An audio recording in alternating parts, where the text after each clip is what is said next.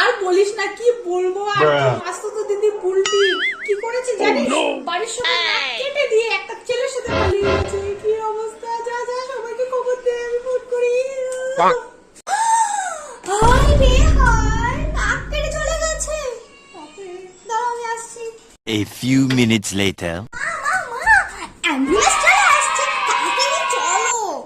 ভাইকেও ডেকে নিয়েছি আমি। হ্যাঁ, হ্যালো হ্যালো, দাঁড়াও। অ্যাম্বুলেন্স?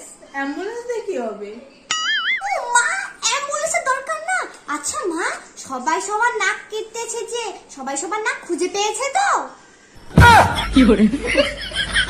হায় ভগবান, এটাকে আমি কি বলবো? আরে নাক কাটা মানে ওই নাক কাটা না ভগবান, আরে তোর দিদি মুখে চুলকালি মিলে চলে গেছে সবার মুখে।